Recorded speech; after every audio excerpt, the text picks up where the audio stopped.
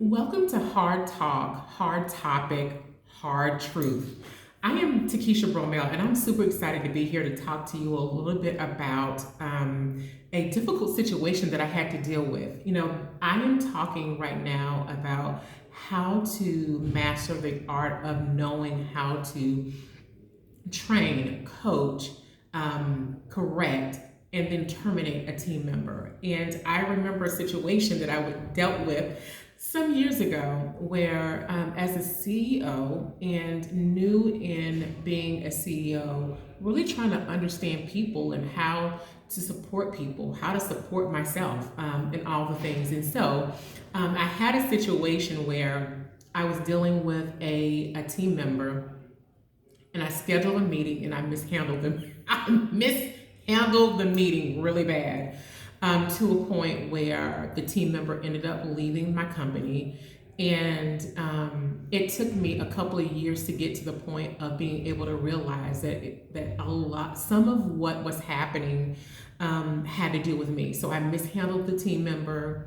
The team member walked away, and I thought I was leading out of strength, and I was actually leading out of ego. So you want to stay tuned for this entire conversation as I talk about it. So here goes. Okay, let me just tell you a little bit about the team member. The team member was brilliant, capable, very good at what she did. Here is the thing that I felt like was a challenge to actually work through, was that she was more on the passive side. Okay, so you have a passive team member, and then you have me, the full-on INTJ personality. I'm very process-driven. I am also very assertive, and so for someone who is dealing with an assertive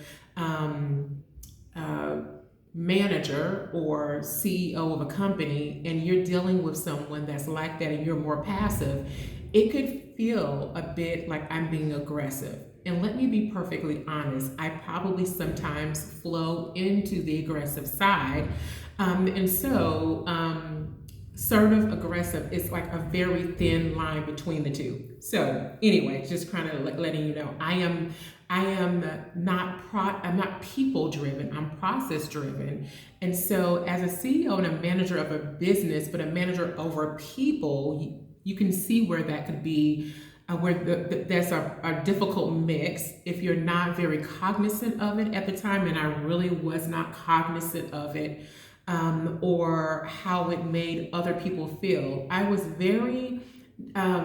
I knew what my personality was, but I didn't know how it affected other people.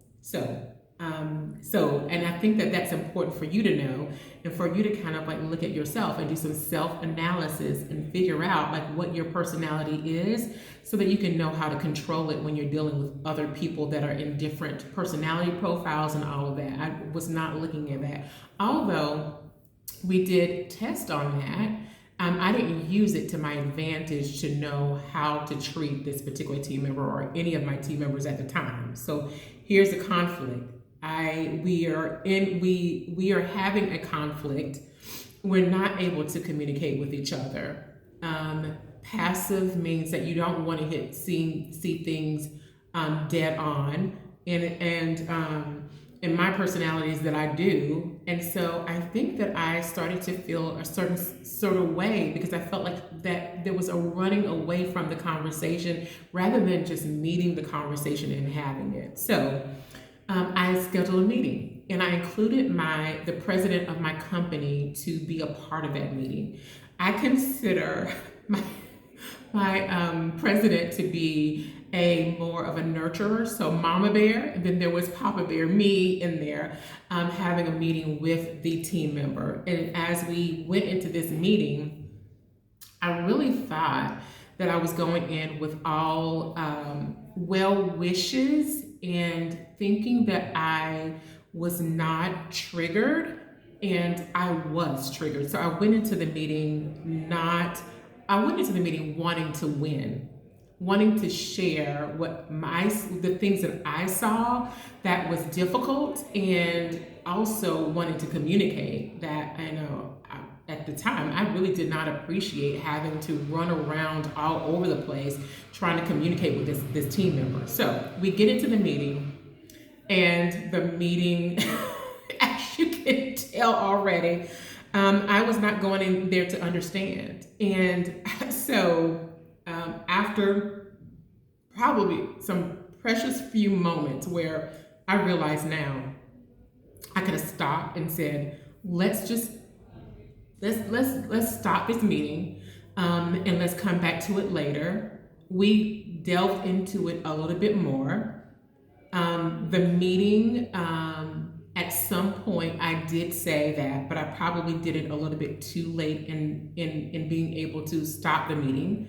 And so when we ended up, I stopped the meeting, I thought that I left there probably even deeper into despair and angry, frustrated for sure.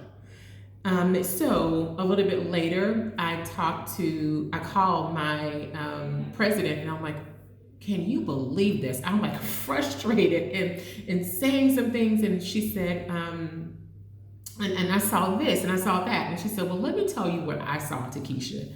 And I was like, what? And she said, I saw the moment that this team member withdrew herself from the meeting, when she withdrew from you and the conversation. I saw when she felt, as she was going through the process, how she became very uncomfortable in the meeting as well. And so I'm like on the other side saying, wait a minute, I'm replaying this scene and I didn't see that. I'm like, can you believe her? Can you believe that? I was not wanting to, what should have been something that I thought that I was wanting to try to understand her. I was not trying to understand her. And there's this saying, I think it's by Stephen Covey, that says, first seek to understand, then to be understood. And that was out of the door. That was literally out of the door for me. I was not trying to understand her point of view. I thought that she was lacking accountability and all the things. And even though I could have been right, how I was handling it was absolutely wrong. So I didn't fail because I made a bad decision, although I did. I failed because I didn't make the right kind of decisions in this process. I think I already went in, already judging, already coming to my own conclusions, not even giving her time to express herself and to express the things that you would want someone to be able to express, and feel like she's open and that I'm open to hearing what she has to say. None of that was a part of it. None of that was a part of it. And so I failed miserably, is all I can tell you. So what happened from there? Shortly after, like maybe a couple of weeks later, well, first I did apologize, but let me just be perfectly honest, I was not sincere. I still wanted to be right. I felt that I was being right and that I was holding her accountable for it. But was I holding her accountable for it? And at some point, she ended up leaving the company. Like this was like maybe a few weeks later, she gave her notice. And then she did give her time with us, and then she ended up leaving. Like maybe less than a year later than that, I took on a project for a company, and I started to do some training and development for corporations, and I started to train on emotional intelligence. So I'm training on emotional intelligence. I'm talking to leaders and companies about that, and then one day it started to emerge, like this understanding of the meeting. I started to kind of like dig deep into me and understand myself, understand my personality, understand my triggers. I'm talking about triggers to these business, to these leaders, and I'm starting to own myself, own like the problems that I was having as a leader, own that meeting. And Right shortly after that, I decided to take it to the classroom, take it to the training. So in that process, I took the conversation that we're having, and I would tell the story of this situation in this meeting that I mishandled and the team member, and I would ask them to start helping me dissect. Now, I had already done that, but boy, oh boy, I told them to call me to the carpet about it. I wanted to know, what do they think I should have done? And they called me to the carpet. They came up with all of these ideas, these things that I could have done better that I could not see or really figure out for myself. And even in understanding or going through the process of healing, in the process of becoming a better leader, I honestly started to chew on their words as well and not take it like, don't have to have thick skin and receive critique and criticism about it. That really helped me. So not only was I going through the process of learning myself, but every class, and I'm talking about almost 10,000 leaders were telling me all the things I could have done better, some things that I didn't even look at. So as we're talking about this, I wanted to share this story with you because I needed to understand my triggers. I was absolutely triggered. I felt like that team member was on the brink of not giving me respect as a CEO, but that didn't mean that I couldn't have an open heart to hear and understand and make sure that that team member was well taken care of. So here are some of the guardrails, some things that I had to put in place as I'm learning about myself, and as I'm also not only learning about myself, but I am taking it one step further from just learning about myself, but actually listening to other people and their ideas. Okay, there's a time to train, there's a time to coach, there's a time to correct, and there is a time to cut or terminate or come to the conclusion that that person may not be a good fit for your organization. Training is teaching, coaching is guiding. Correction is clarity, giving clarity and being able to redirect your team member. And then termination should always end with respect and also resolve that, okay, this just was really not a good fit.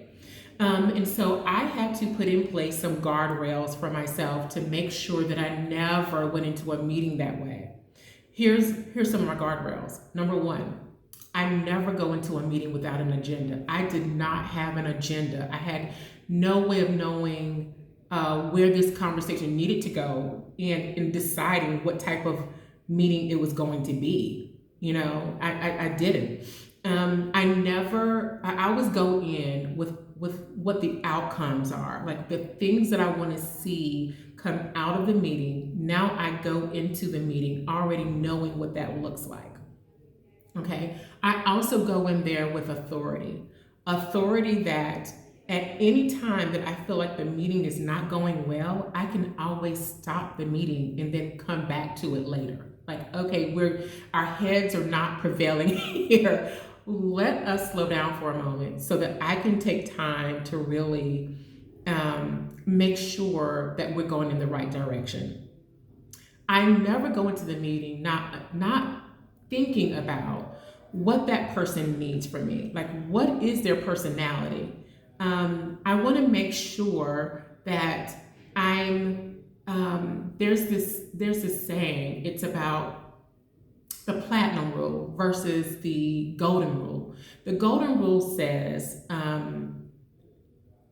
treat others how you would want to be treated. The platinum rule says treat others how they need to be treated. So I go into the meeting now with understanding of what their needs are. And I do that by looking at their personalities and what type of person that they are. Especially when I'm giving performance feedback, I do not want to go in there and not thought about that. I want to be able to hold people accountable, but I also want to be empathetic. And my INTJ personality, my INTJ ways is not is not people driven. It's more process driven. So I have to go in there with a different mindset as well when I'm holding someone accountable and I'm empathizing. I want to know if I need to read between the lines. There's some team members that are not going to be that are not going to just come out and say what's on their mind. So do I need to hear between the lines? Do I need to read between the lines? Do I need to understand their personality? I wanted to do all of those things before I go into meetings now. Just have to do it. I also go into the meeting wanting to know what my outcomes are. What type of leader do I want to be in that meeting? I think it's important to think about that because you're looking at it from their outcomes and what they need from you, but you need to be looking at what you want to portray or portray as well. So, or what you want to express. Do I want to be, and I need to be empathetic. When I'm talking to someone that has a personality that's more maybe of an extroverted person and I'm introverted, how do I handle that? Vice versa, I'm introverted. How do I handle someone that's more introverted than I am? Like, asking open-ended questions and things like that is something to think about. And so here goes. That is the story behind the story. It was difficult, but it was necessary. It taught me a lot, and it taught me a couple of things. It really helped me really figure out how I could be different and how I could show up different for my team members. How about you? You can share in the comments what things that you had to do to mature into your role. If you're having still difficulty in knowing when to train, when to guide and coach, when to correct and resolve some things and make sure that you're on the same path. When you're going through the process of deciding to actually terminate, like what are the things that you have to put in place to make sure that your documents are secure, that the team member has been guided through the entire process and all of those kind of things. All of those things are important. So here's what I have for you. Today, you have a checklist that I have created, and that checklist there's gonna be a link for the checklist. You can go there, download this, and use this as a guide for yourself. I've gone a little bit deeper, and I actually have a training that I'm doing for this as well. And it's a free training. You can go in, learn, you can pass it on to other team members and other leaders of your staff and make sure that they understand that. I've gone a little bit deeper as well. You can purchase a leadership action plan that gives you more guidance in how to actually move forward in what you're doing, in what your team is doing. And then if you need more, and I think that these are just, these will help. If you're needing for someone to actually help you in developing training or helping you with like coming out to do training for you, we do that as well at Girl Friday Level Up Institute. So there are many ways to connect to and get the information that you need in order to understand how to manage and learn the art of knowing when to train, coach, correct, or terminate. I hope that this was helpful, and all of the other information on how you can get more information about us will be down in the comments below. I'm looking forward to talking to you. Thank you so much. Take care. Bye.